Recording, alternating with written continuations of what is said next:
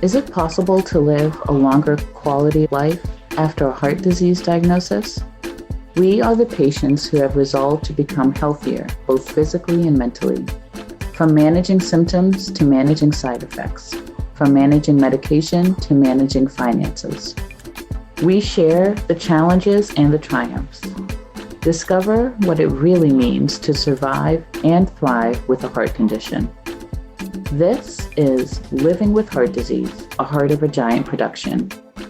Here is our host, Somane Bouba. Thanks a lot for being with me, Armin. My name is Bouba, Heart of a Giant. So today we have you on Living with Heart Disease, and where we just have clean conversations, uncensored, unedited, just the way we are. The idea is to really get to know you as a person, but as a patient as well.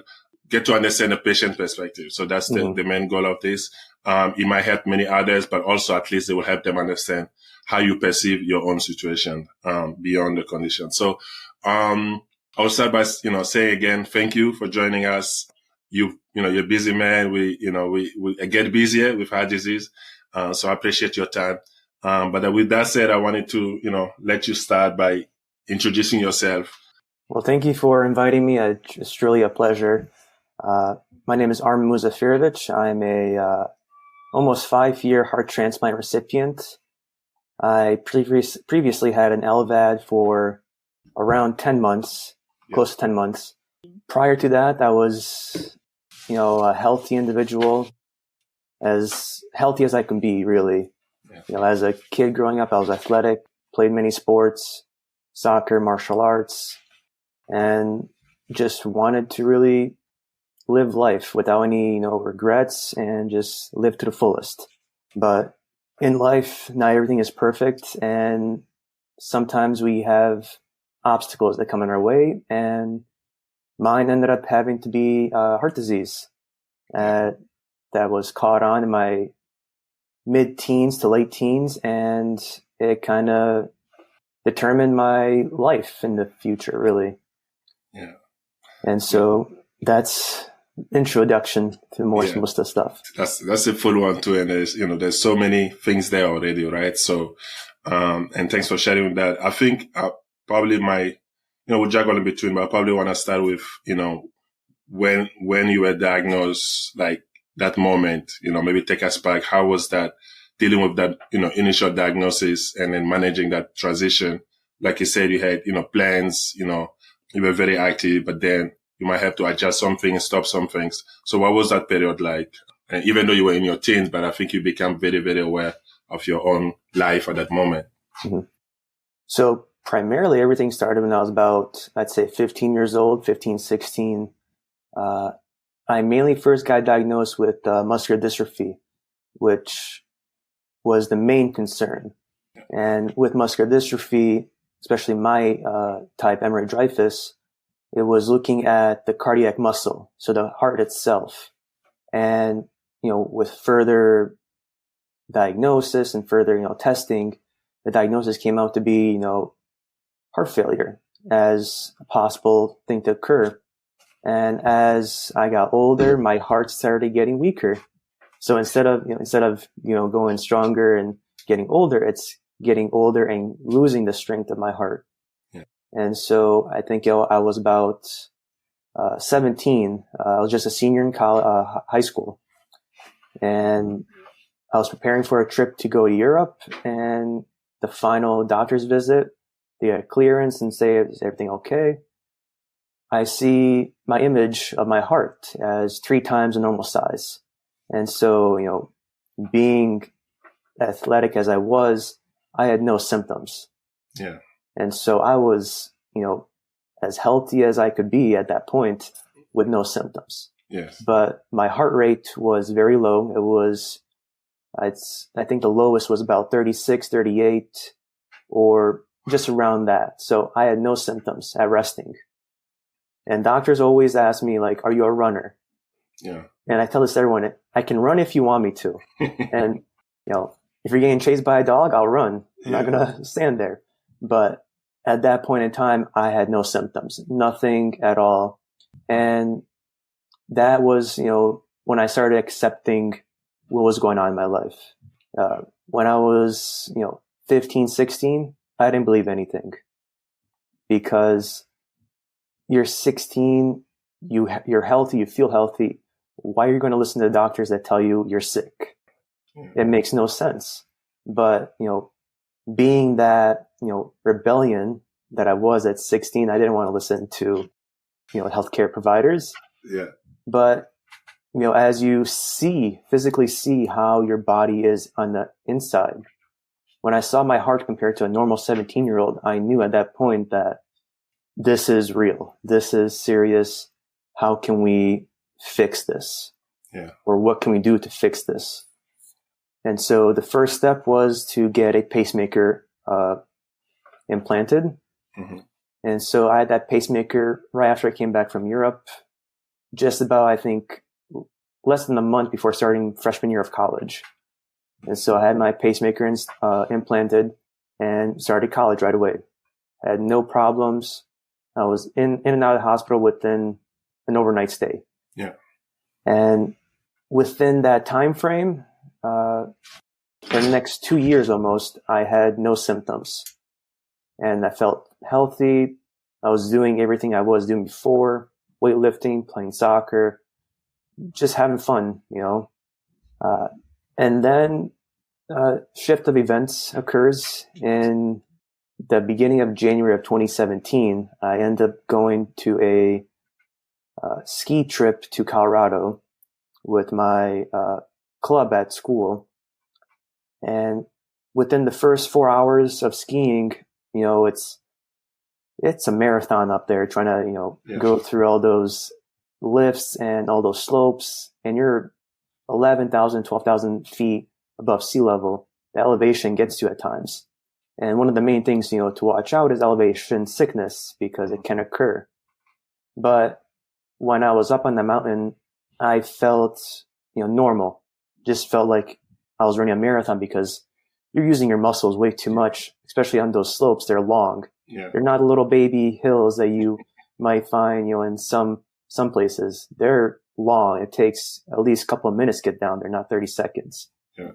And so within about 4 hours, I started, I take a break, have some lunch, just get that energy back up. And as I'm on a mountain, this around 11,000 feet, I am trying to put my skis back on, and I'm just feeling very short of breath, and never had this symptom before. And so it was like, something's off. And at that point, I'm trying for at least 5 minutes, and I'm getting dizzy at that point. And so I pick my skis up, walk down to ski patrol. They're like maybe 20 feet away. I knock on the door like, hey, I don't feel so good. They check my pulse. They check my heart rate. And that's where they get shocked, because my heart rate was, I'd say, about 40, 48 or so. And they're like, what the hell is going on? Next thing you know, they check my oxygen. Well, now my oxygen's at 80%, 82, 86%. One of those, can't really recall back then, but it was, very low oxygen. Yeah. And that makes sense when you're up in that altitude, your oxygen gets depleted a little bit. And so they lift me down to, or take me down with snowmobile down to the clinic. How must have been fun? Oh, it was, you're strapped in the back and just watching people ski, and you're just getting plowed with snow as you're going down. And so it was cold. I had pretty much my helmet on still, and I'm just like, I'm cold.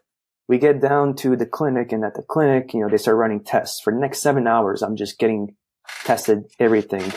And, the main thing that they found is I ended up giving myself a stress test pretty much on the mountain, which showed a spike in my troponin level, almost like a mini heart attack can be found. And they're shocked. You have this heart thing, you have your pacemaker right there. Why are you skiing? And so they called my pediatric. It's like, I'm a teenager. What else am I going to do? Have fun. Yeah. I don't consider myself, a heart patient to that extent where I can't do anything. Yeah. And so they called my pediatric cardiologist, and he tells them he's not surprised that I'm there, because 1, I'm athletic, 2, I'm still a teenager, and 3, he's having fun. Like, you can't prevent a kid from wanting to do something that they want to do. Yeah. And, being at that point in time, I was still, kind of being rebellious, but I didn't let anything stop me from, playing sports or doing anything. Yeah. And so from there on, I get transported on the ambulance to Denver Children's Hospital, which is about a 2-hour drive in the ambulance.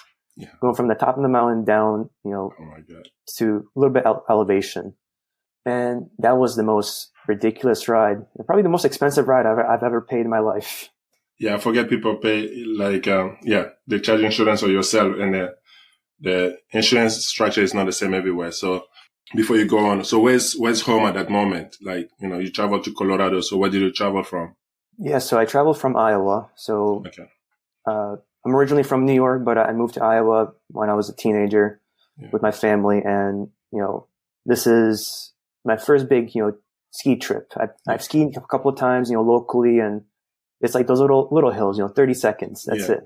Nothing, a couple minutes. And so as I'm, transported to the hospital, that's where, they kind of monitor me and they say, "You're good. You can go home tomorrow." I'm like, well, I just drove like 12 hours from here with the club. I don't have any rides. So I pretty much had to, get an airplane, go back home, and the whole shebang. Yeah. And then right after that, I get all types of doctor's visits because they want to know what happened on that mountain. Yeah. Why did I have that spike? Why, what other symptoms am I feeling? And so the next thing was to get my ICD implanted. So take out the pacemaker and put in the ICD just for more safety measures. Yeah, I was surprised when you said pacemaker, and I was wondering why they didn't do ICD, first altogether, because, that can also pace you. But, protocols are different. Yeah, every protocol is different. Every patient is different. So I think, at that point in time at 17, I didn't really fit in that criteria maybe to need the pacemaker. But, once, you have some other criteria fall into range, check mark this, check mark that, you get this now. Yeah. It's not like you go to McDonald's or, some other fast food joint, you wanted this and that. No, you have to meet certain things. Very strict. Yeah, that's good. And so once I had the ICD, before that, I was actually feeling the symptoms of heart failure. So from January until March, when I had my ICD implanted, I had all types of heart failure symptoms. The edema, the frequent urination because of diuretics. Yeah. You can't walk too much because your feet are swollen. And then all other tissues pretty much within the chest cavity down to abdominal were all pretty much filled with fluid. And so the best way I recall seeing myself in the mirror was I was looking at myself like I had an S-shaped body. So I had part of my body going this way, part of my body this way. Is that from like looking in the front? Looking in the front, my body was like this because of all the fluid. Yes. So with the heart not working properly, all the other organs are not working properly. Yeah. So my liver was excreting a lot of fluids too, and it wasn't the best thing to happen. Yeah. And at that point in time, I ended up going on diuretics. Diuretics ended up having side effects where I ended up going to the ER the same night because I could not urinate. Yeah. Oh. And so it was tough. Yeah, that's scary. Yeah. Yeah. And so it's like once, as elevation of certain types is going to be your friend, gravity. Yeah. And so while I'm waiting in the hospital in the ER, I let gravity do its work, and I lay like on a chair at a 45-degree angle, and the edema starts going away. So I ended up going to the hospital to cure myself almost. Oh my God, and that's the worst, because then they, especially if it's the ER, they expect something to do, but you don't look that sick. So that might, Wow. And so they end up just telling me to go home, and if anything else occurs, come back. Yeah. Well, that's one story. So as the medication is working, it's doing this job, but I'm on a very low dose. I think it was furosemide at the time, 1 or 2 milligrams. Yeah. And so it's very low dose of diuretics. But I'm still going to the bathroom frequently because I have a lot of fluid on me. Yeah. And I was still going to school at the same time. So it kind of leaving class to go to the bathroom and come back, you're losing the knowledge and doing that. And then out of nowhere, I thought, during spring break, which was in March at that time, to have my ICD implanted. Perfect timing, whatever. Well, they can't do it during spring break. They can do it the week after. Well, okay, we can do that too. It's a big mistake of theirs. They could have just kept you at the hospital. Yeah. So I tried to get, with no school involved, but that ICD ended up being the most longest surgery period. So I was actually, I came in there on a Wednesday morning, and I ended up having, I believe, 2 surgeries within 2 days. So I ended up having the surgery on Wednesday, and they could not even do the procedure. So I believe I still had my old pacemaker in, but they, trying to glued or not glued, but like steri-strip the area so they can let it heal, but not too much. Yeah. And they said my heart was so so diseased that they could not even find where they're going. Wow. So as you're putting, the catheter in there to get the pinpoint and everything, they don't know where they're located, like where they're looking at, And so the next day is when they take me back into the cath lab, or the EP lab, and they ended up going through the groin to put like a marker. Yeah. Right. I think there's so many surgeries I'm trying to recall, but so actually that's another surgery. Yeah. So the second day they end up going to cutting right around my 3rd, 4th rib. Yeah. And so they cut down there to put the leads on the outside and put the leads on, through the inside as well to kind of get pinpoint markers and everything. And, that was just, shocking to me because it's like, what's going on? Yeah. And so I ended up being in the hospital for about, I'd say a week or so. I go home and I pretty much can't go back to school because you're on restrictions. I have a lot of edema, so I can't even walk. Yeah. Tired. And so, I call the school, tell them like, hey, I can't come to class. Let me do online as much as possible. And so for the next 2 months, I'm kind of doing online classes. Before all this, new COVID stuff was happening, I was doing online classes, but they had no clue how to do online. Yeah. So pretty much it was a whole new thing for them to have one student just go online. And so for the next, couple of weeks, I still have the symptoms. I still have still have to take the diuretics, and I still have edema, a lot of edema. And so I come back in for my, checkups after, every week or so. And I meet with another doctor, another electrophysiologist, and he starts saying, let's try something else.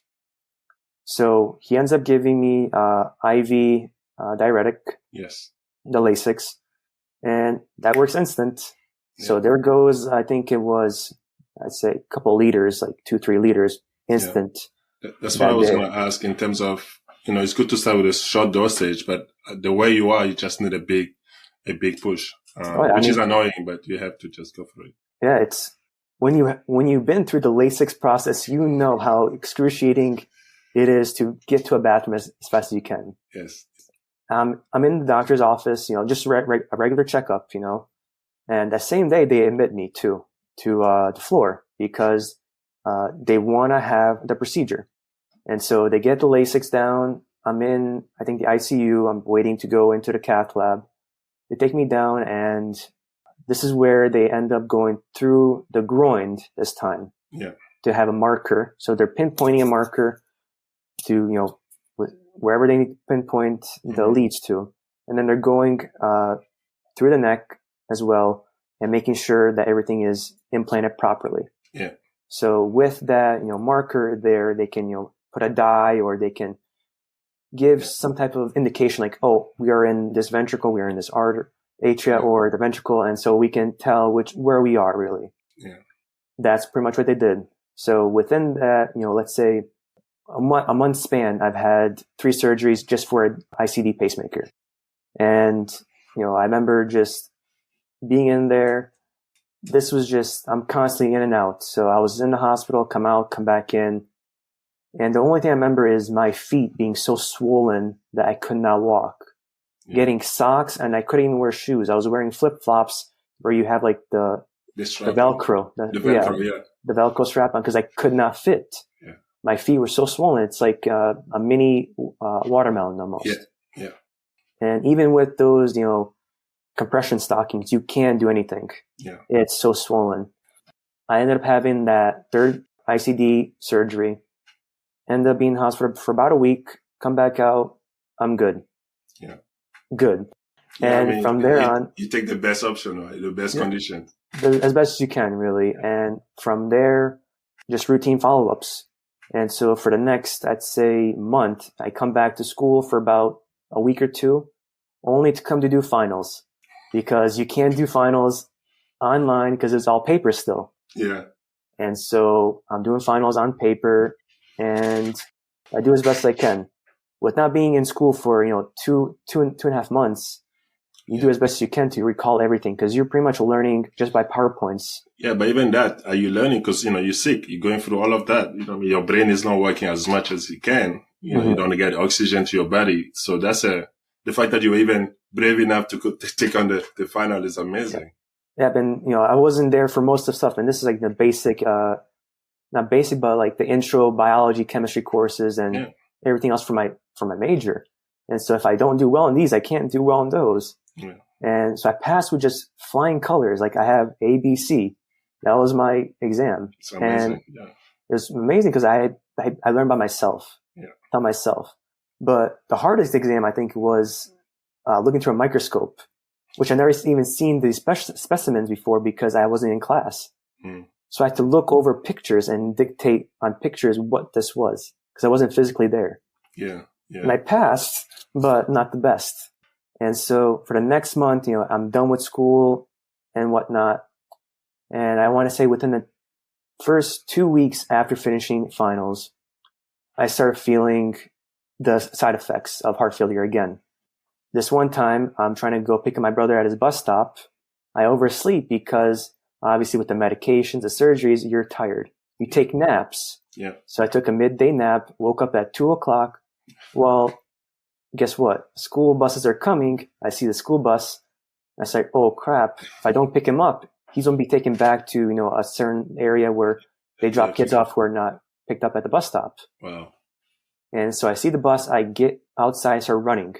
Well, I just got out of big surgery and I start running. So what happens? I overexert myself. Yeah. And I fall and into a bush. I was unconscious. And so the only thing I remember is I'm running. I see the bus and everything goes black and I go sideways. Thankfully, I didn't hit the cement. I hit a bush. That's what I was going to ask. Like, did you hurt anything physically? Physically, I was not hurt. Just, scrapes of like branches from the bush. But that's when the ICD shot me back. Oh. And so I was unconscious and ICD brought me back. Yes. So within, the first 5-10 seconds. And so next thing I know, I have my neighbors running after me like, hey, are you okay? They take me in, check my blood pressure, oxygen, everything's good. So it's like, what happened? Well, I overexerted myself. Yeah, yeah. You don't know how much you can take. Yeah. And so, I didn't call the hospital because I didn't know what happened. I think you didn't want to go to the hospital because you know what happened. Yeah.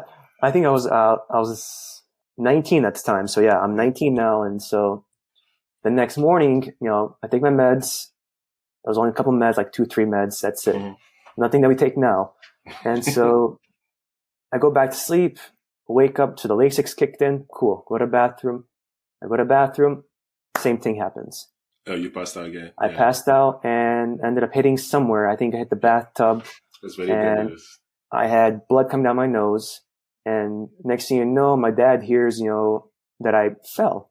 And he's holding me. And next thing you know, I get shocked back. Yeah. So he feels me getting shocked. And, he's holding me. It's like, what the heck's going on? My mom's on the phone, calling 911.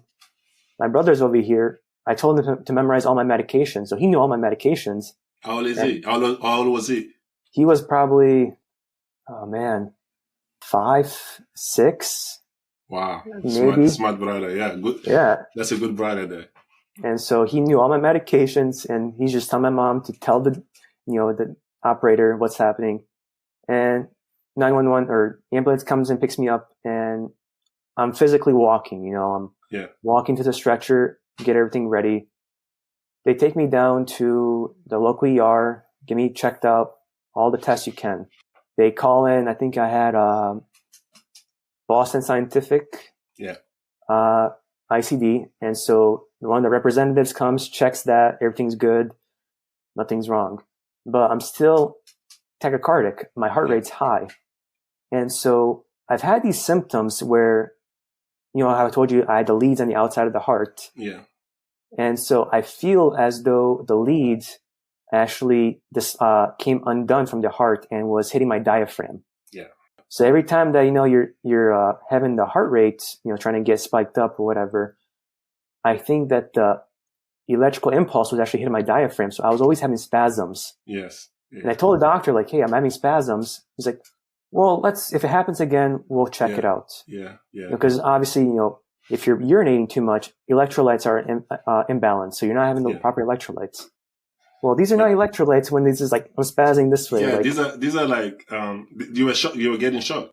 Pretty much like little mini shocks where it's like, feeling twitches, Yeah, yes. And I've had that for about a couple of weeks. And as I'm in the ER, I know what's happening. They get an ambulance, they take me down to Iowa City, University of Iowa Hospital and Clinic, where I had my transplant and all my surgeries at. And on the ride there, I can see the EKG monitor and see my heart rate and everything else that's happening. And I'm telling the EMT, like, it's going to happen. He's like, how do you know? Yep, it happened. So I had many episodes of tachycardia where constantly it was going into SVT and VT. So at that point in time, I knew what was happening, and the EMT knew exactly what it was too. Yeah. And this could be fatal. So it must have been scary for you. Yeah, it wasn't that scary because I was, kind of controlling myself. Yeah. But I'm just looking at the monitor. I'm like, and I feel it in my body, what's happening, I'm like, it's about to happen. Episode. Yeah. So I think within that, it was about it's an hour and a half car ride. So within those car ride, I had about 40 to 60 episodes of those SVT, tachycardia. Wow. And it's just like, that's very excruciating because anything above 120 or just 100 in general is going to be hard on the heart unless you're, exercising. Yeah. But once you're going past 150, 160, 180, that's, red line zone. Yeah. You don't want to be in that. And your body is exhausted every time. So your body is getting weaker and weaker. So chances of recovery are not there unless, wow, that's a big moment. And so this is right around the time of Memorial Weekend. So Memorial Weekend, everyone's going on vacation, doing their little trips and whatnot. And so as I finally got to the hospital, I get checked into the ER. From ER, go to the ICU. The ICU, I ended up, telling my mom, like, I'm about to have another episode. Within that episode, I go unconscious. Everyone starts rushing in, start monitoring this and that, patches, everything ready, I come back within a couple of seconds. I'm like, did it happen again? And everyone's looking at me like, what the heck just happened? Yes. I see a student nurse and a nurse right in front of me, and they're like, what's going on? Yeah. And within that night, I don't remember anything else. That's all I remembered. Yeah. And next thing I know is I'm in the cath lab, and I think that they're about to do a balloon pump, just kind of get me set for the next step. Mm-hmm. However, the only thing I remember is I had my nurse practitioner open the door and say, stop. So you don't do that, because things happen, but I see the door open. I see my parents in the hallway, and this is what she told me. She starts talking to me, and I'm in and out of it. Like, my ejection fraction, like, my heart was very low, like 15 to 20, very low. Yeah. I was, dying that weekend. So I was actually dying in the hospital, and I don't remember anything else. And so what she told me was that we ended up having to do an emergency LVAD surgery, and that was it. I don't remember anything for the next couple of weeks because obviously anesthesia. I had the LVAD and the RVAD. So I had both VADs. Oh, you got both? Yeah. I had both. And so I think it was May 23rd, May 22nd, May 23rd is when I had the LVAD implanted. And this is in 2017. So I had the HeartMate 2. I'm not sure which one you had. Yeah, I had I had a 3. You had 3, okay. Yeah, mine came right after. I think you probably got it when they were doing a clinical study, so it was random. Yes. So mine, I waited for that to finish, and then I got it that time. Yeah. Mm-hmm. So I had the HeartMate 2, and with the HeartMate 2, obviously you can't feel a pulse, and so you're using Dopplers to do everything. But so I'm in the hospital for the next, I think it was 33 days. I'm in the hospital, and within the first week, I have the RVAD and LVAD. I'm constantly in and out of, conscious state. I'm always going back to sleep. I was still intubated. Mm-hmm. And all I remember next was they wanted to get the RVAD out because my right side was doing much better than the left, that they said we can just take the RVAD out. Because when you have both VADs, you are immobile. You are confined to a bed because you cannot do much. The LVAD is implanted inside, but the RVAD had cannulas, I think it was, coming outside. So I see, the oxygenated and deoxygenated blood, and then you're getting pumped to the external machine that's outside. And all I remember was, you have all these monitors, you have all these medications going on, but I think it was the RVAD that's pumping the blood out and pumping it back in was very warm to the touch because it's, obviously it's plugged in, it's being constantly, charged, and all that blood is coming out. And so I remember when I'm going to sleep, that kept me warm. And so I always kept the cannulas, whatever, next to me and kept me warm at night because you're cold at night. Yeah. Especially in the ICU. Yeah. ICU is very cold. You never get enough warm blankets, No. They do try. Not even sleep because you're being constantly bombarded with nurses trying to measure you, trying to also have, x-ray techs come and take pictures. So you barely get any sleep. Yeah. Let alone eat. Yeah. And within that time frame, I was waking up, coming to myself, but I don't think I knew what was happening until they extubated me. Once they took everything out, and this was after they took the RVAD out. Yeah.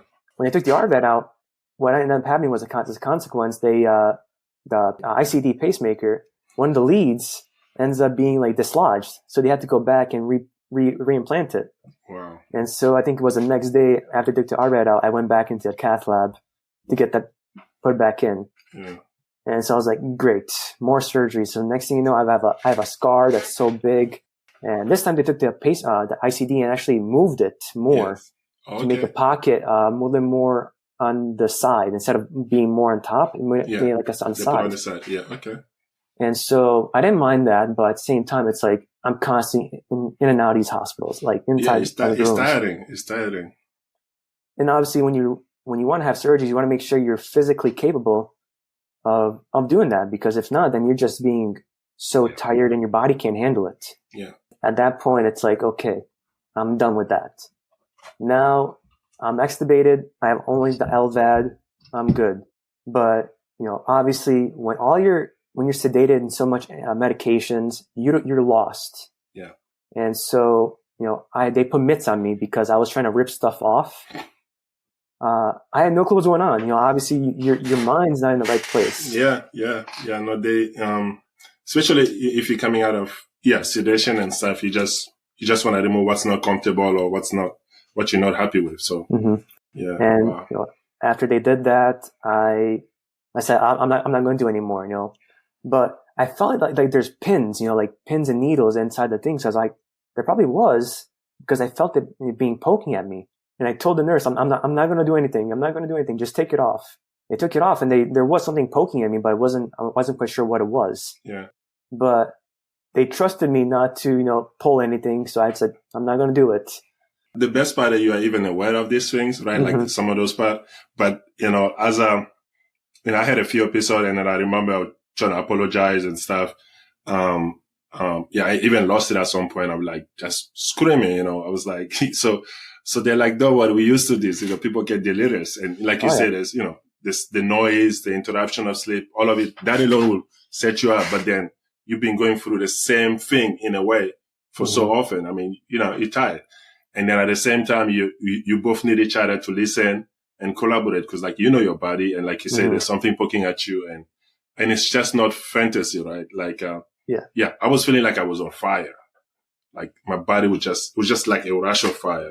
And it went away eventually, but like I would say it and they would just look at me like, we can't do anything about it. It's all the chemical imbalances, really. It's your body is trying to say one thing and your mind is saying something else. Yeah. And so all this is going on. I remember, one of the nurses, I thought he was trying to kidnap me. So it's like, I remember it was like midnight or 2:00 in the morning. The x-ray tech comes in. I'm like, he's trying to kidnap me. Get me out of here.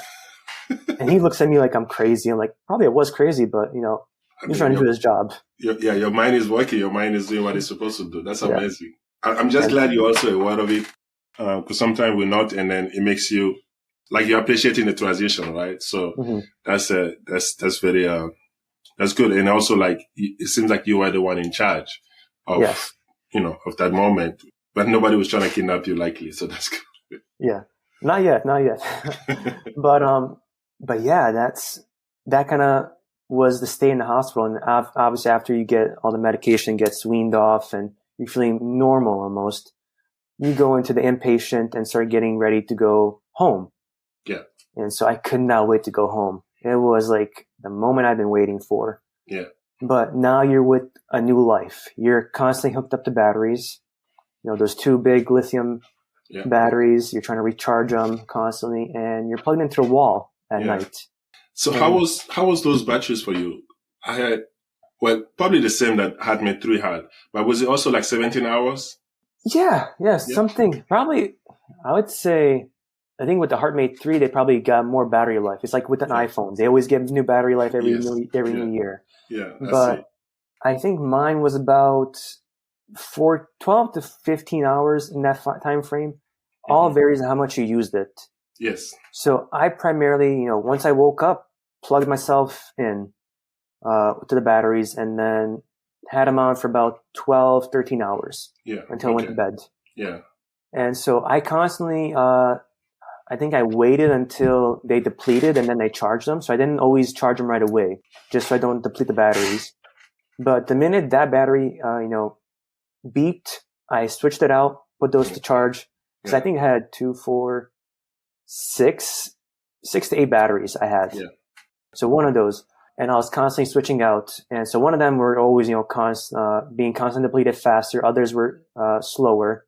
But being as a kid, still at 19, I can't go anywhere because the Alves is restricting me. What if I go to the store and someone tugs on my drive line? Yeah, especially in the early days, you get very, you have to be aware of all of this, and it's kind of restricting, and you also might add to that restriction too, right? Because it's trying to be super cautious. Yes, but on top of that, also, I still had edema, so my heart was still, weak. It was still so weak that I still had the edema, and so I was compression stockings, doing those, and I was doing, I think it was every 3-day dressings, every 2 or 3 days, or depending on when you showered. Yeah. And so I think I showered every 3 to 5 days, just so, because the dressings they get a lot. It's a lot of work, time. Yeah, in the early days, and you just diet, Just diet. And so mine was on the right side, so I couldn't even reach it. I couldn't even look at it. So my mom was, my primary caretaker, and she was changing my dressing. Yeah. From the hospital until the heart transplant. Wow. And, she's amazing, and she did everything, and she got taught by the nurses on how to do stuff. And we always, looked at stuff. Yeah. And, drive line, you always have to make sure no infections, no nothing. So we always looked at it, take pictures, making sure nothing's wrong. I'll never forget that feeling, when you're trying to go around it and your nerves are so sensitive in that area that when it's don't get too close. Yes. But you have to clean it. So. You have to clean it. And so you obviously, I think it was, you start from, is it the inside and then you work on your way outside? Yeah. Inside out. Yeah.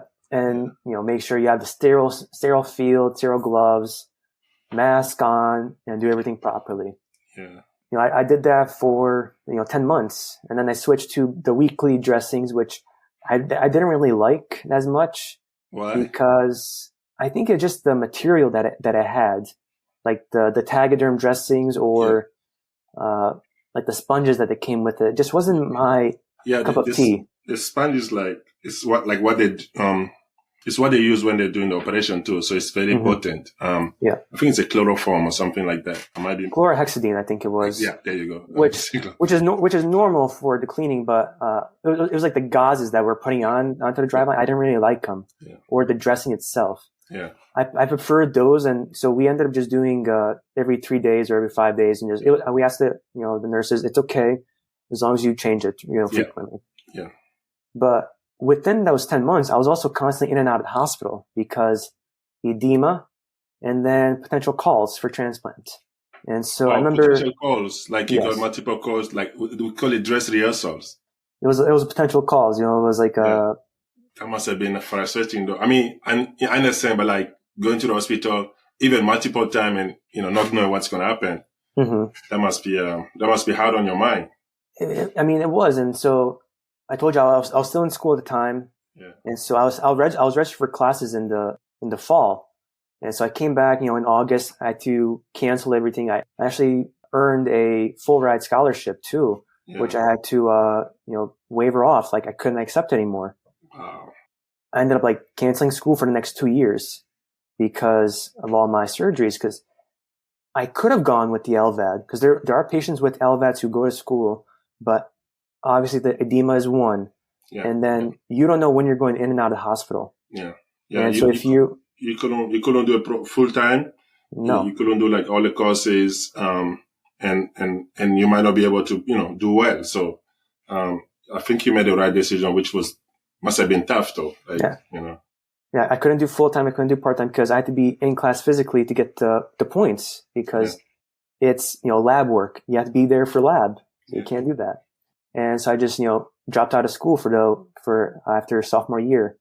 Within those next, 10 months, I'm constantly in and out of the hospital. Every month I'm in the hospital, either for a couple of days or for a week. I remember this was January 1st or 2nd of 2018.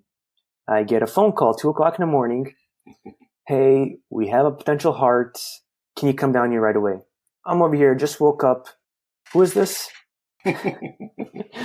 And, I ended up hanging up the phone. I sit there in silence for about a minute or two. I just woke up at 2:00 in the morning. I'm just like, what's going on? Yeah. And so obviously when you have the LVAD, you have a certain bag ready to go. Yes. It's your emergency backpack to go. It's your call. And so we had the backpack ready. We had everything ready, clothes, everything. It's all packed. Yeah. Next thing to pack is, your batteries and your other backpack for the LVAD, where you have your external your other monitor, and you have your other batteries. Yeah. So it ends up, because I couldn't leave the bedroom because the drive line or the wire is only about 20 feet, 25 feet. Yeah. And so I can't go and get my parents because their room is over 30 feet away. Yeah. And so I had enough slack on that, on the wall plug to just go to the bathroom and to the refrigerator. That's all I needed. Because if I was hungry, I can go to food. If I need a bathroom, I'm good at there.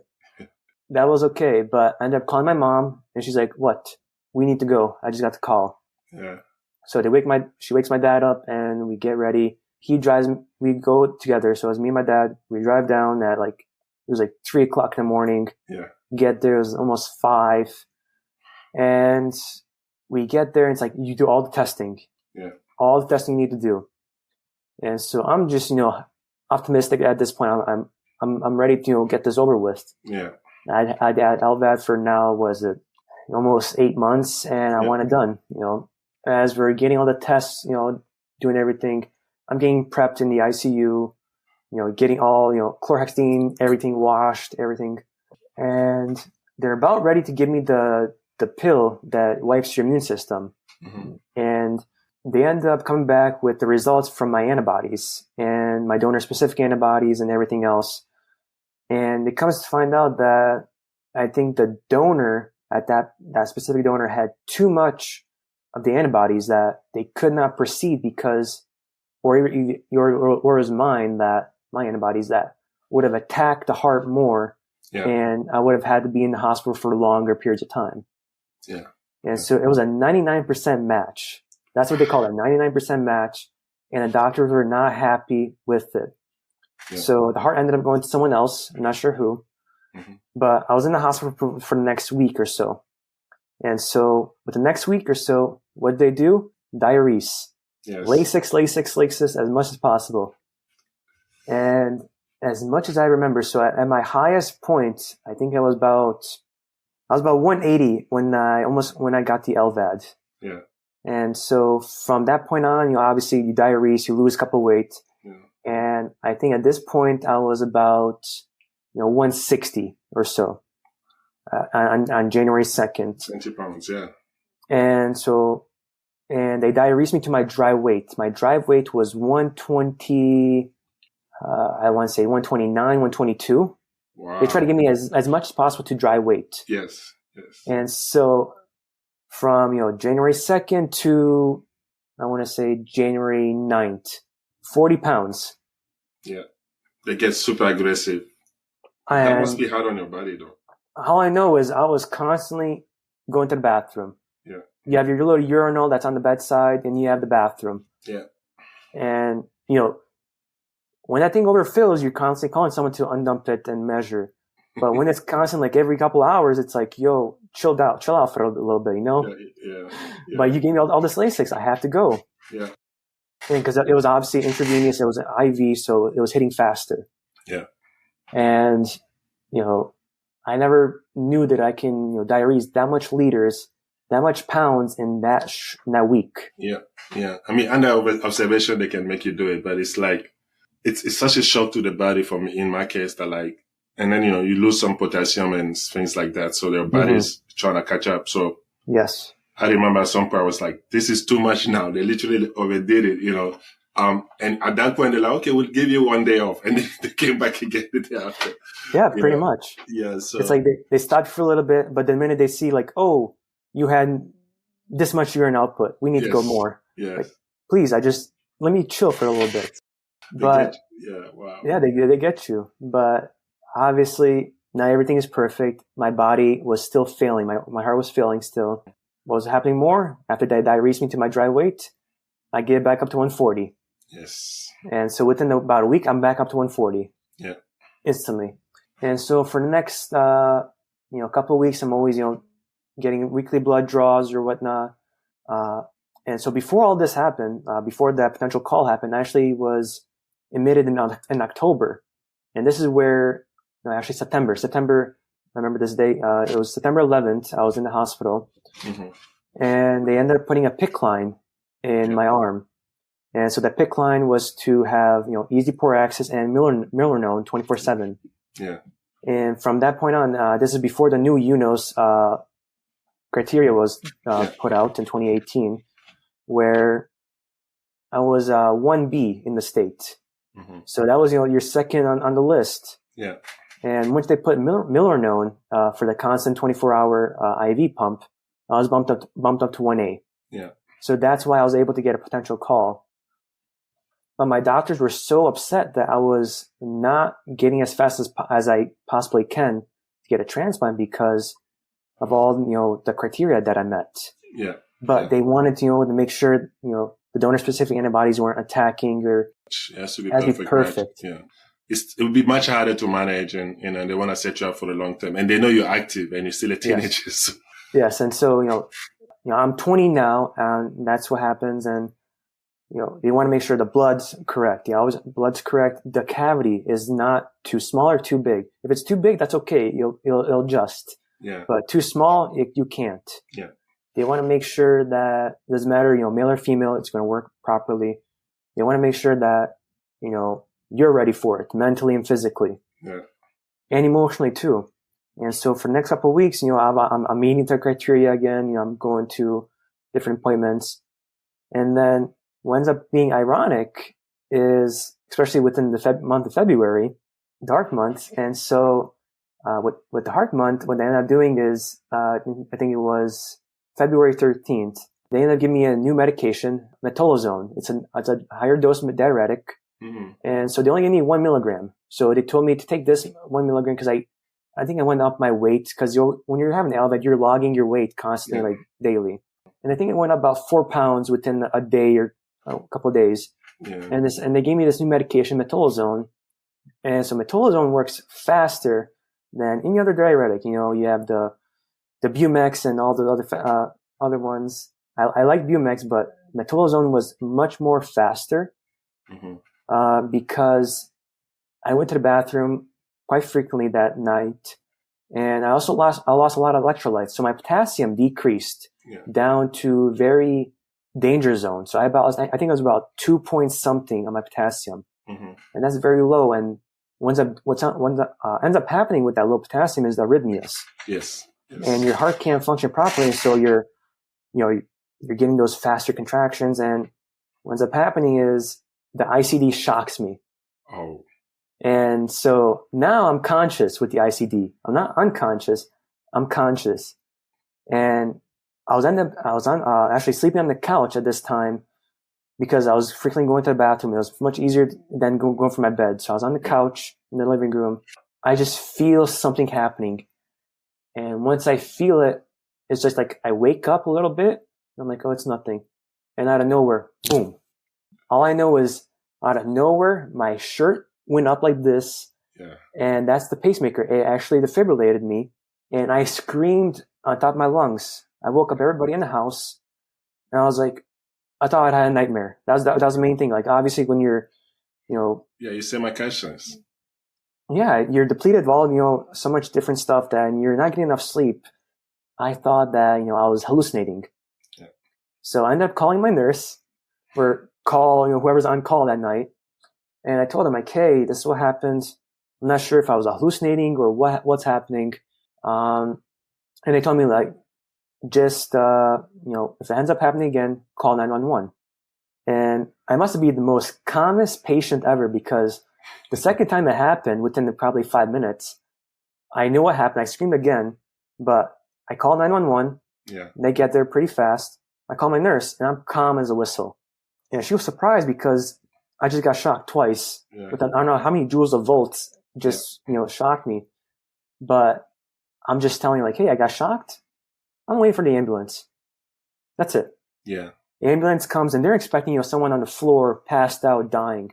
I walk out with my backpack ready to go to the hospital and my LVAD and all my LVAD gear. And they're like, are you the patient? I'm like, yep, let's go. Yeah. I mean, you're young and obviously it's still new to everybody, right? So that's, but also it seems like you were mentally and, mentally there, prepared for all those moments. Mm-hmm. You've also been through a lot before, but that's impressive. Like, even if it's just not out of pain, at least out of frustration, mm-hmm. people will lose it, but being calm is, that's impressive. Yeah. So I kind of knew what was going to happen. I just got on the stretcher, go to the ER. That's it. But what was happening at the ER is where, everything kind of made it more impactful for February 14th, Valentine's Day. And as I'm in the ER, they're doing all these tests. They give me amiodarone and they try to get me back with my electrolytes and all the other stuff. And at that point in time, they want to defibrillate me with the external pads. So the crash cards that's there in the ER. Yeah. Because I think I was about 150, 160. So the LVAD is working properly, the heart. But I think the pacemaker itself, the calibration was off. And so it was making the heart rate, increase and whatnot. And so it just needed to be restarted. Because you also had the milrinone too at the same time, right? Yes. I still had the milrinone going. That was for the right heart failure. Yeah. And they try to bring the heart rate down because it's very, danger zone. You don't want that heart rate too high. And what ends up happening, I'm not sedated in the hospital, so I know what's happening. And they put the pads on me and they defibrillate me. But before they defibrillate me, they were going to do 250 joules. That's for I think normal sedated patient who needs to be brought back, or needs to put the heart back to rhythm. But for me, they ended up doing 50 joules. Still, that's a lot. Mm-hmm. And I'm kind of sitting upright. I'm kind of at that 45-degree angle, and I see everything happening. Next thing you know, they say clear. My mom gets off of me, and the jewels hit, and I leap out of bed like an exorcism. Yeah. And I scream, I cuss everyone out. And I don't think even no one expected that, because they don't see LVADs as frequent. I was probably one of the few, and they had to be shocked. They shocked me, and I was like, what the hell just went on? And I'm cussing out everybody, even the ER doc. Yeah. And they brought my heart rate back. They brought everything back to, sinus rhythm. Because the IC actually helped me get to sinus about 70, 80. That was my normal that they gave me, because it's all programmed. Yes, you're right. Yeah. So they probably have a higher threshold than what you would get in normal situation. And so they're like, we don't know what to do with you because we don't have the equipment, no medicals, for LVADs. Yeah. So they had to take me back to my hospital. So I got airlifted to hospital. It was about a 40-minute fly. Yeah. And all I remember that day, it was actually like 11 o'clock in the morning, is how flat the state was. All I see is snow on the ground and how flat everything was. Yeah. And I get to the hospital. They start doing all the, tests again. They're like, all my nurses come to see me. My nurse practitioner, my nurse coordinators. They're like, what happened? I tell them what happened. They're like, they should not have done that. They shouldn't have talked to you, right? No, because the LVAD itself is functioning still. If the LVAD stopped, well, that's a whole different story. Yeah, yeah. But the LVAD is constantly running blood throughout the body, so it's not really stopping. It wasn't well communicated too, but that's what I was going to ask, because I know they can use an IV to reset your rhythm. So I was intrigued when they used it will work, but it could damage everything with the LVAD or some other stuff. Yes, because you can dislodge it from the aorta, or you can from the ventricle, because they're very precious tubes that are connected to the vessels. But I think the reason that they shocked me was because they had no clue what to do, and they went to normal medical protocol. Yeah. Which if someone is tachycardic or SVT or whatever, you want to bring them to sinus rhythm, you have to shock the heart back to rhythm. Yeah. And so that's what they did. They did their protocol. Yeah. It's not really malpractice when... No, it's not. It's just that at the time it wasn't known or well communicated, Yes. And you had to do it fast, because if you let it go, death occurs. Yeah, you have death, you have stroke, like anything can really mess up. So anything really. They had to do it, and I'm just glad it worked. And then the LVAD, was able to sustain you a few more months. Yes. And so this is February 14th. I'm in the ICU. I'm there for the next couple of days. And, I get bombarded with so many greetings. I got Valentine's Day cards. I hope you got flowers and cards and chocolate. I had this one ICU nurse, Tom. I love him to death. He's a great guy. He ends up giving these like jokes on the card. Yes. And it's just like, just to give you more joyful, give you entertainment and laugh. Yeah.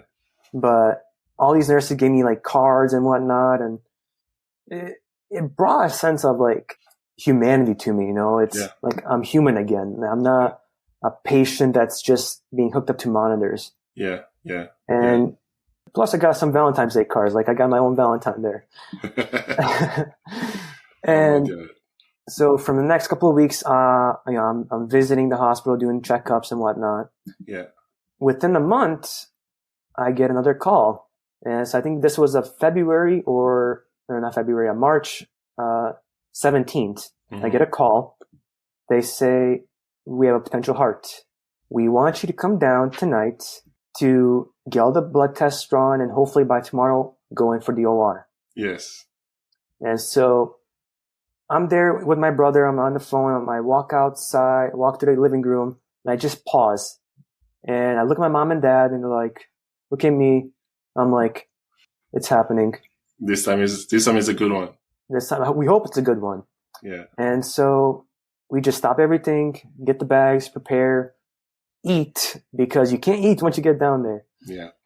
And we get down to the hospital, and I had my last meal. I think it was like some sandwiches and some Doritos.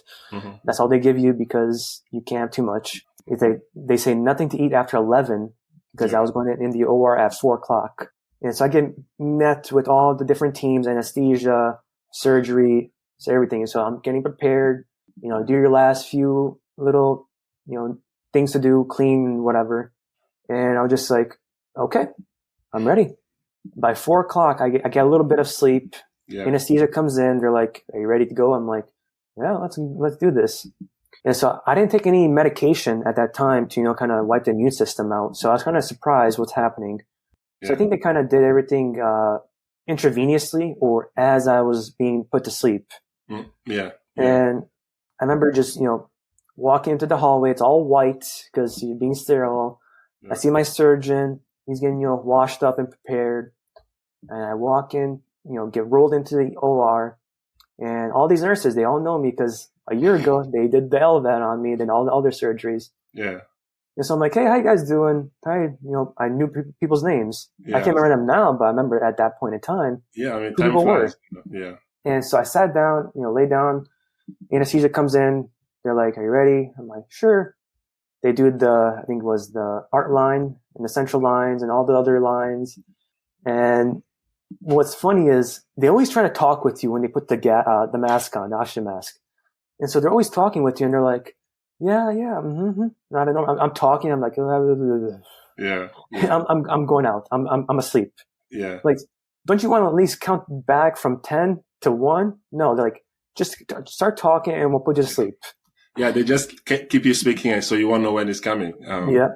That's it. Yeah. That's a new way, I guess. Usually, like you said, count back. I did get one count back at some point. I don't remember which one, but yeah, they just keep talking and next thing you don't know. Next thing you wake up talking. It's like, yeah. And so I don't remember anything else. I'm put to sleep, and I ended up having a heart transplant on March 18th. And so it was actually a long surgery. I think it was around 12-ish hours because normal surgery is about 6 to 8. But with an LVAD, you have to disconnect certain things and make sure everything is properly. You take the LVAD out and the heart, the diseased heart, and then implant the new heart, which is more time sensitive. So you have to make sure everything was in good time frame. I think my donor was in the hospital at the time, so it was easier to have the So it was easier to have the transplant at that point in time than having, let's say go from 4 hours away. Because it's sensitive. Heart can only be out for, I think, about 4 hours. 4 to 6 hours. So you had that time sensitive frame.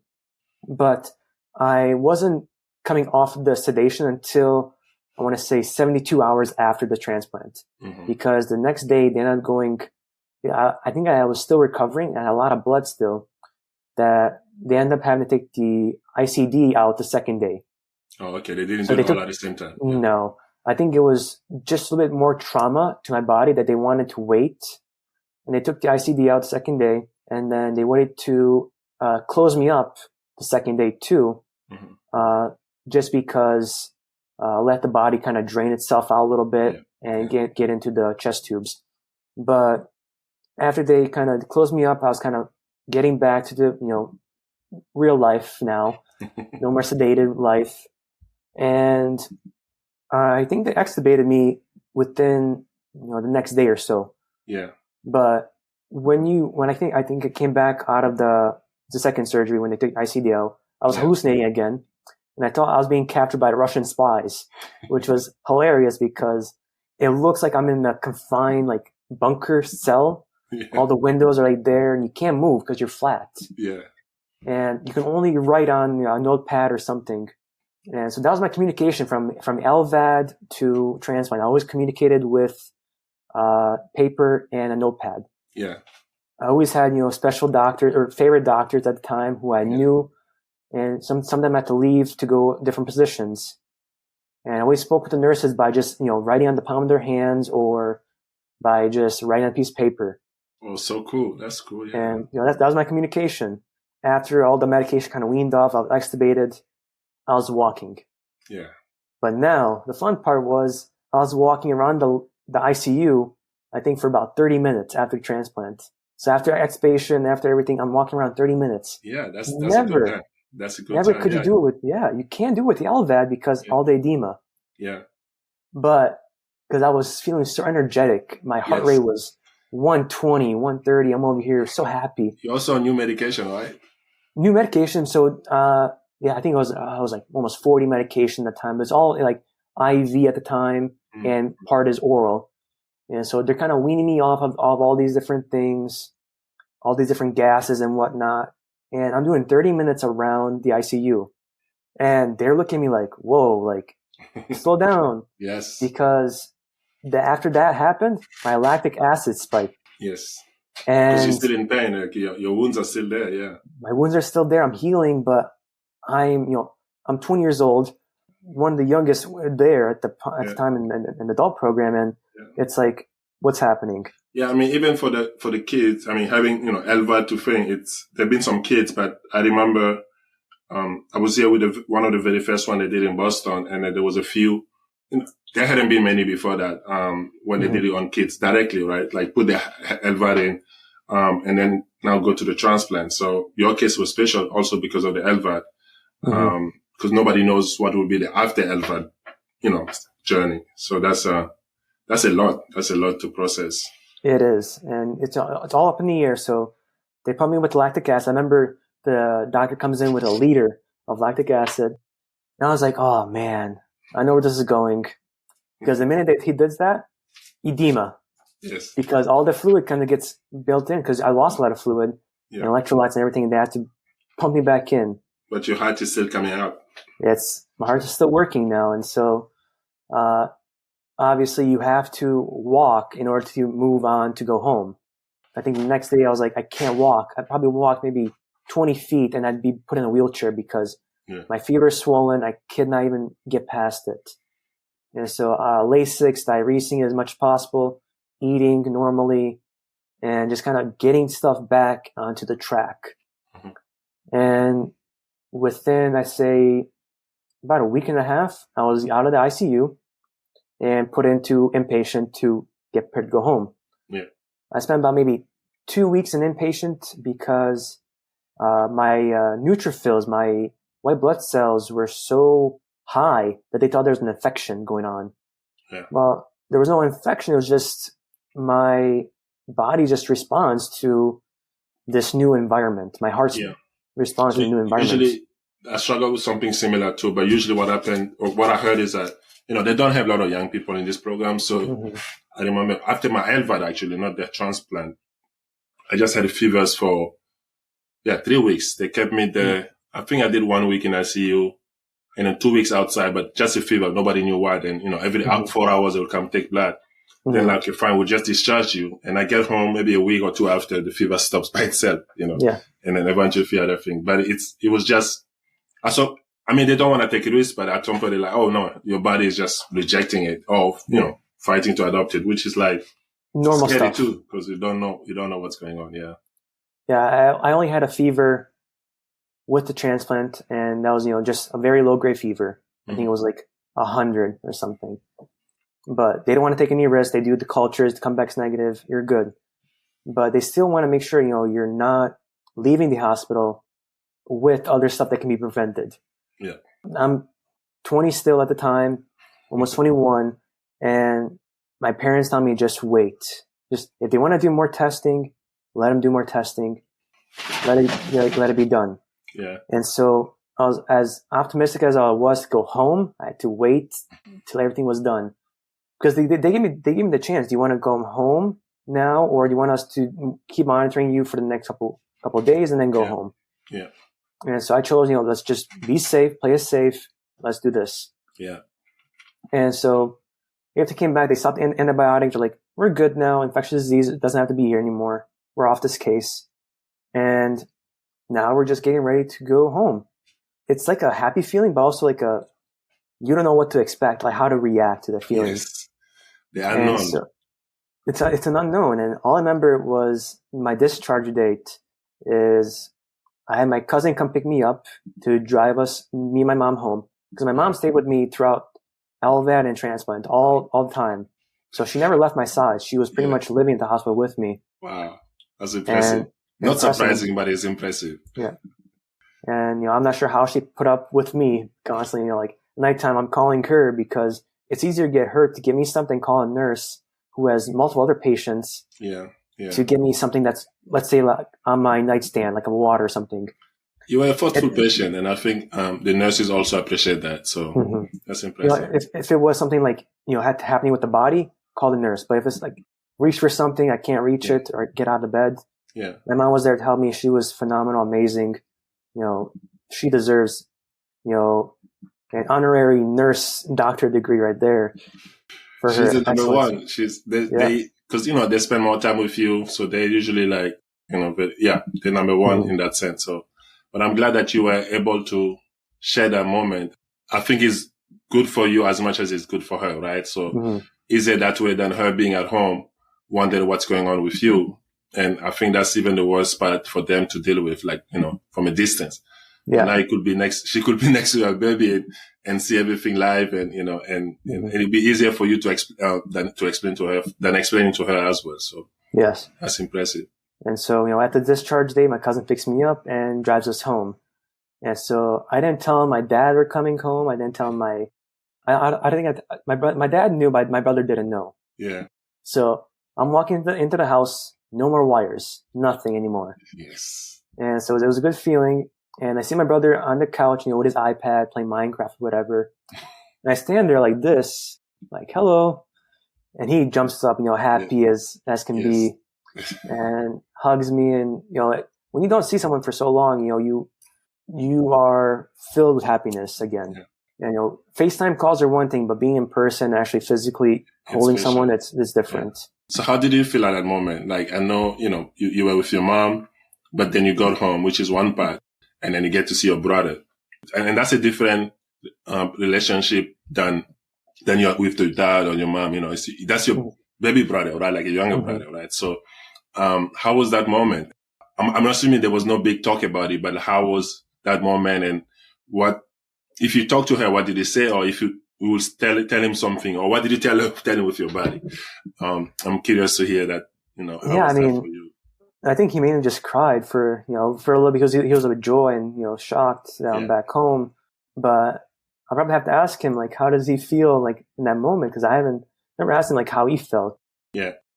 I know for me, just being able to hear my first heartbeat, because I was never able to get a heartbeat over 100 beats per minute.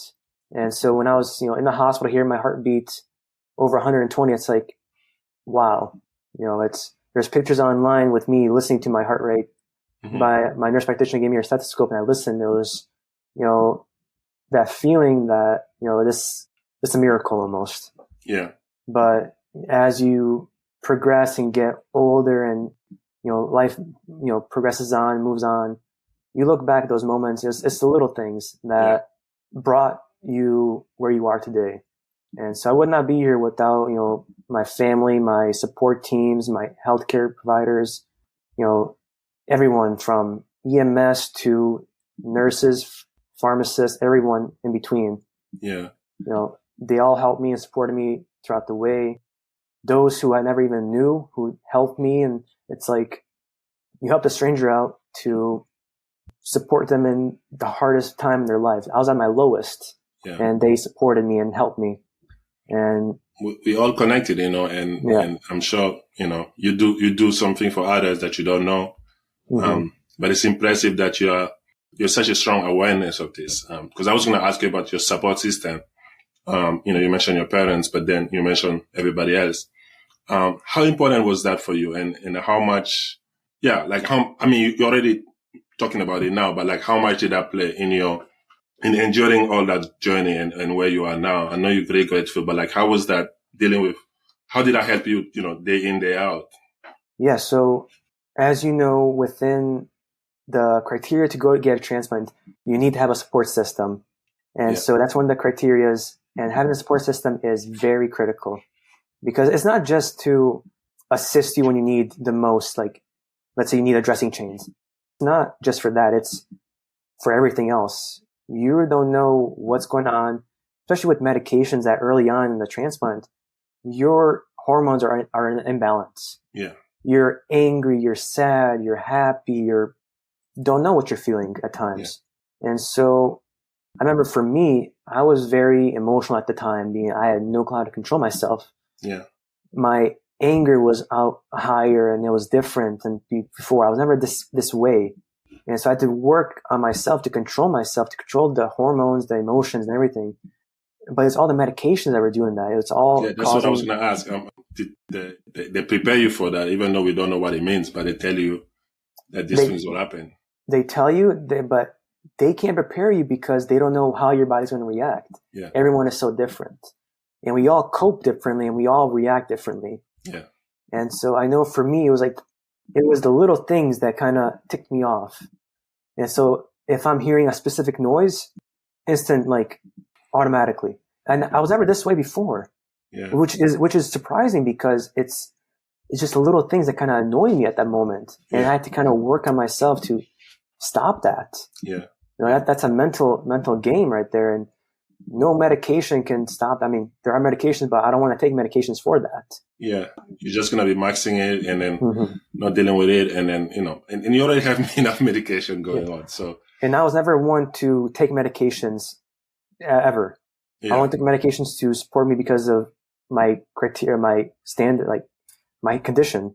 But at the time, coming out of the hospital with the awesome support team from family and friends, it was amazing. It's very critical. You really can't do much without them. Yeah. They help you. I had my best friend and his mom bring home cooked meals throughout my stay. And it was amazing because, eating the hospital food is one thing, but eating home cooked meals is a whole different other thing. Yeah. There's a certain level of love, yes.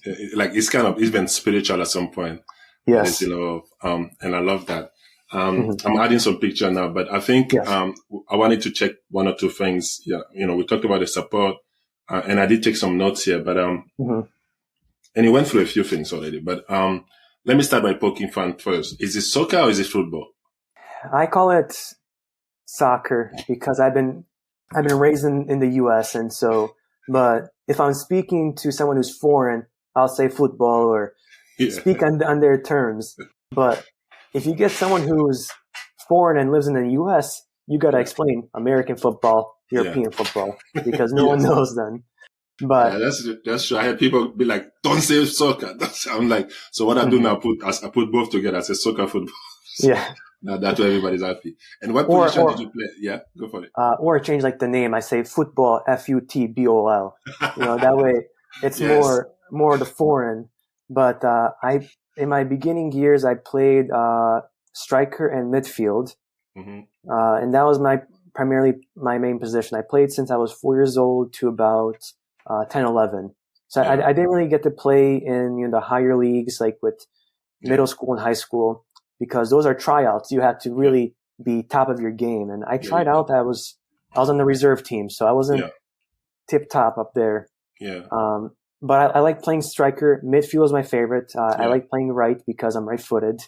And it kind of all goes back because my dad played professional in Europe, and so he got me into it at a young age, and so you had no choice. Watching it, no choice. It was that or nothing else. Yes. I have my son now, and he loves it. So he's even refused to play basketball this winter. So because he's told everybody's like basketball. He's like, nope. He goes to watch his friends. I'm like, you want to play? He's like, nope. So we're sticking with soccer for now. But that's one of those things. Yeah. Yes, I tried every sport as I could. Like I didn't play football because I was only in sport. My dad didn't let me because concussions, injuries, all that. I didn't want that either. Yeah. But I played basketball in elementary school, and then from elementary school to about high school, I did karate, kempo, martial arts. Yeah. And that was my all-time favorite sport I played. But it was all through my dad. He pretty much was athletic, and I got that from him, that side from him. And then everyone else on my dad's side and my mom's side too were athletes, playing soccer or running or just kind of doing other sports, tennis too. Yeah.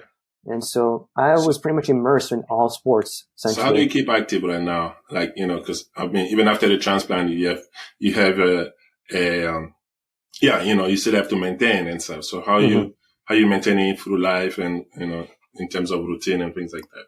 So right after transplant and pretty much right after LVAD too, cardiac rehab, the best thing you can do.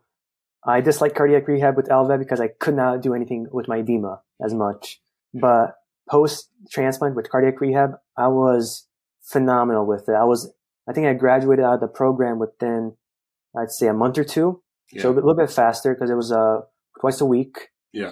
But I was doing stuff that they were surprised because they saw me a year ago. They're like, he was so sick. They see me a year later. It's like, he's weightlifting over here with dumbbells. He's doing proper form. He's running laps around, this.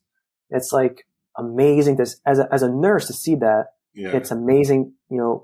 It brings you joy and it brings you happiness to know that your patients can improve. Mm-hmm. But there are some patients, who are a little bit older and it's not as easy. Eventful almost. Yeah. But the little things matter. So for them, the little things, if you can get through a cycle without shortness of breath, they're happy with that. You can go more, even much more better. Yeah. But after that, I ended up doing a medical fit program that I was at the local hospital. And so I was doing that under supervision of a nurse. And pretty much from there, I went back to my weight training days.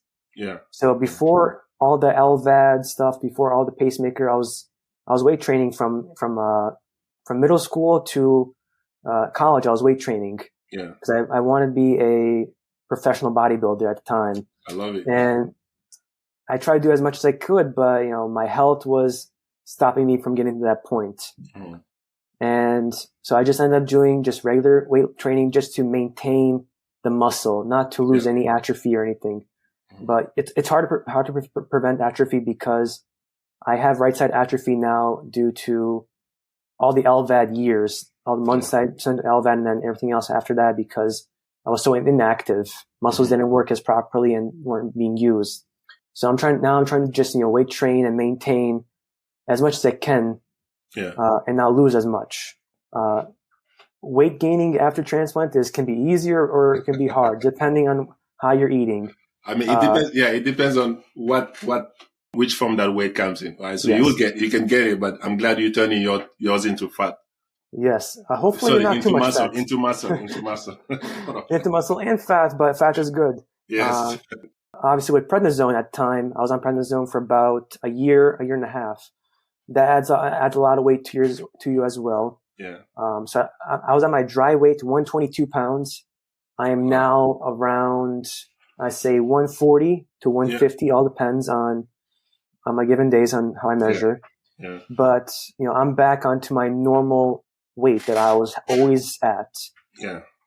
And, staying active as much as possible is very critical. I know for me personally, it was hard, with balancing with school and balancing, just life in general. You just need to balance it out, really. Just find something to do. Mm-hmm. It can be the littlest things. I know when COVID hit, I was only on my second year of transplant. So I had to, weight train at home, do dumbbells, do stretches, everything at home, and not go to a gym. Yeah. And so that kind of prevented a lot of stuff. And when you're at home, you have less motivation to do certain things. So I try to do my best. And after graduating college, I kind of went back to the gym, do even better stuff. And I was actually training last year to do Transplant Games America back in San Diego. Yeah. Unfortunately, a week before the Transplant Games, I contracted COVID. And so I ended up having COVID. I got the vaccine the same day as I got the symptoms. But I had to kind of postpone that because you don't know how your body's going to react after not training for a bit. And I didn't want to, overexert myself like I did with the pacemaker or ICD when I had in the past. So I wanted to play it safe. I canceled everything and just told my team, I'm sorry, I can't. What were you going to do with them? What activities were you going to do? So I was going to do track and field and team basketball. Okay. Yeah. And so just track and field, I was, running every single day at the gym, trying to get higher and higher onto, without taking breaks. Yeah. And so I think I made it to like speed 7 and without any breaks for about a couple of minutes. And so that was good for me. I trained myself. That's impressive. Yeah. And that was going to be my thing, but life happens. It's every year, right? Or is it every 2 years? Every year? Every 2 years. Yeah. So the next one you'll be there? I'm hopeful. In the next one. I think it's going to be, I'm not sure where it's going to be next time. Yeah, I haven't looked at it myself, but maybe we can try to be there. I don't know what I'll be doing, but I might try to be there too. Hopefully we'll be facing each other in basketball then. Good luck. I might join your team. But that's a good thing. I have a friend who's actually used to be a pro basketball player when he got sick. Overseas, he used to be there, and then he came here and then got sick. So he's trying to go back to that. He wants to play proper again a few years after. So we can have a good team at some point. But that's impressive. Yes. But that's in the ultimate, and it's in a safe environment, and it's definitely inspiring. Yes, you have to take your health, and your health has become first. Yeah. When I was 19 in the hospital with the pacemaker and ICDs, my health was not first. It was school first. Yeah. Because I'm paying for it, and plus I need to get my classes done. Yeah. But, I mean, that's number one. It's still important, but you're right. You cannot do any of those if you're not healthy. And I was told by my parents, by doctors too, it's like, it's never too late for education. It's always going to be there. And I met doctors who graduated medical school in their 30s. I'm like, whoa, like, why? It's like, it's never too late. But some of them had like whole life, like whole career. Like, I know people that were teachers and stuff. And I'm like, it's like 40 years old, they finish, and everybody has their own path. So, yes, that's impressive. So how you maintaining mental wise? Like you mentioned emotionally, mental health, and it could be even spiritual, but how you maintaining it? So mainly, obviously seek help if you need help. I once or twice a year, I speak with my transplant psychologist and talk with her. Also, just kind of, if you're feeling overwhelmed, feeling stressed, take everything one thing at a time. Don't overdo it. Don't overthink it. If you have your calendar pulled up and you see everything for that month, stop. Do the week. Yeah. Only do the week. I have to take note of that for myself. Even for me, like this semester, I started, on January 17th, I looked at my calendar. I was like, oh my God, there's so much assignments, so many classes. It's like I click the one button, make it a week. Okay, I'm feeling good now. Take it as one week at a time. Yeah. If something is due right away, do that right away. Yeah. Don't wait until 2 days before the due date. Do as fast as you can and properly. Don't BS it. We used to call my teacher would call it the student syndrome. So you will wait till like the day before and you just become active and try to finish it. Doing it ahead of time is very helpful. So what I'm hearing you say is like you have to be organized. Yes. And then and then take it, like you say, one at a time or one week at a time. Yes. Because nothing is good disorganized. I mean, you can't function properly if things are not organized properly. Yeah. If you go to make your breakfast and you're putting cereal into a mesh cup, well, your liquid's all gone. Yes. But if you're putting liquid in the solid, you're putting everything in one. Yes. And not eating with a fork, you're eating with a spoon. So It's like, use the proper tools that are given to you at that point in time. Don't think too far ahead. Yes, it's good to know a plan and to have a goal and whatnot, but work towards that in the present. Yeah. Don't work on the past. Use the past as your motivation and keep moving forward, knowing your why. Always know your why and always keep moving forward. Positive energy is always going to overtake the negative.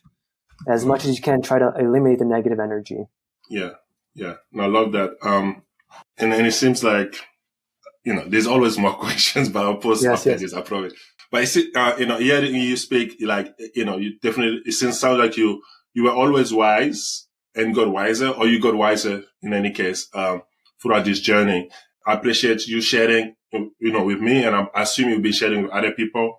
So, why do that? Why share? Why even motivate others? Why is that important to you?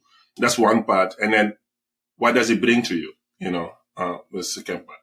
So for the first part, I know what's it like to be a patient. And, second to that, I want to be a provider. My goal is to become a doctor in the future.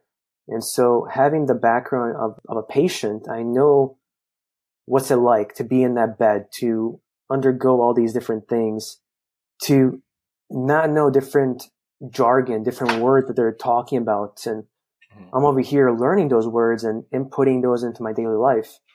And so you also have to be an advocate for yourself. You can't rely on other people always. You have to be an advocate for yourself. And a patient knows when they're not doing well, when they're not feeling well. You do have patients which over exaggerate certain things that they just want attention, or they want certain medications. That's a whole different story. Yeah. But when patients are advocating for themselves, they know that if you poke me at this certain vein, you're not going to get anything. If you poke me here, you have a good vein. Yes. And I know every patient knows that, especially when you get your weekly blood draws. Do not go with this vein. I don't care if that's a good one for you. This is the best one. Yeah. You have to kind of speak up. Yeah. Yes. About the no pulse, you get to learn. Yeah. Yes, because if you allow them to just do it their way, I know they're professionals. They're doing what they're trained to do. Yeah. But if you give them the insight, the help, then they'll know too that you know your stuff, because it's not your first rodeo. You know where the best location is for a vein. You know what, proper dosage of medication you need to take for a headache or something. And so you speak up for yourself. You take control over yourself, and you are your own advocate. That should be primary, no matter what. And then second, you're an advocate for other people. And so thankfully, through the gift of life to transplant, I was able to get a second chance at life. And I ended up volunteering right away for my local OPO, Organ Procurement Center. And I was volunteering right away. And I spoke at medical conferences as well. I spoke to different patients that were in the ICU waiting for transplant, having the LVAD, undergo transplant as well. And they're asking me, what can I do to better, help me in this point in time? And I tell them, I educate them, I give them my insight because I went through what they're going through right now. Yeah. It might not be the same, but it's in the same family, subcategory of what you're going through. You might have a little bit extra loops, but I know the obstacles that went through those loops. Yeah. And so I give my insight. Hopefully it kind of helps to mix in with theirs to get an understanding and actually make a beneficial outcome. I love it. That's very, it's like a lot of gratitude, but it is also very honorable of you and a lot of value. So my best wish, actually it's a wish, but the expectation is that, you did that doctor one day and it will be like, calling you Dr. Armin, and then, a lot of other success around, but you're already touching thousands of people, whether it's through social media or like you said, during those speeches, and it's amazing. So I'll let you have the last words, and I'm really grateful. Like, thank you so much. And it's one of those things I tell people because, you live all this life. It's your life, right? And you can really, say so much, you can keep talking about that. And so I always tell people, this is just part one. There will be more. And then we'll come back and follow up. But I'm excited to have this chat with you. And I want to come back and talk about, what are you doing right now in terms of school and what are some of the next ones? You already mentioned you want to be a doctor. You plan to be a doctor, and we know, that's going to happen already by your work ethic and all you've been through. Like, you're already resilient and strong enough. But then, we want to keep an eye on that. But I'm definitely honored and excited to have you on this show. And like I said, it's about sharing the stories, and you really did that so gratefully. And we just, I'm really grateful, and I took a lot of notes, and I'm really just excited to, for what's next for you. We're going to keep watching you, and we're really excited about, what's in store for you and your family, So, yes. With that, I really want to thank you and, ask you if you had any last word to share with with whoever is listening to this, especially a patient or somebody caring for a patient. Yes. So thank you. I mean, I truly appreciate your time and your devotion to your own work, to your own foundation, and to what you do for your patients and customers and everyone else who's just tuning in. My words of wisdom would be, you're not alone in this battle. You may be going through a different format of the battle, but that battle is similar to others. Yeah. We all might have undergone similar things, might not have happened in the same criteria or within the same chronological order, but overall, we understand what's the feeling like of being on the other side of that room and knowing the unknown, really. And so take each moment that you get in life, cherish it. Tell your loved ones you love them. Keep moving forward and always know your why. Because once you know that, no one can stop you. Love it. Thank you so much. I mean, it was very nice to have you. And, we look forward to following your story and to have you back on the show. And Thank you. I'll probably reach out to do other things, but we'll talk about that offline. Thanks so All much. right. You take care, all right? You too. Thank you very much. God bless your family. Take care. Thank you. Bye-bye. We are reminded that we are all connected through our experiences of friends, family, and community. We thank our guests for your generosity of heart, looking beyond your sorrows to share your journeys and inspire others. And thank you for listening to this episode. We hope it did your heart good. Visit us online for more resources at heartofagiant.org.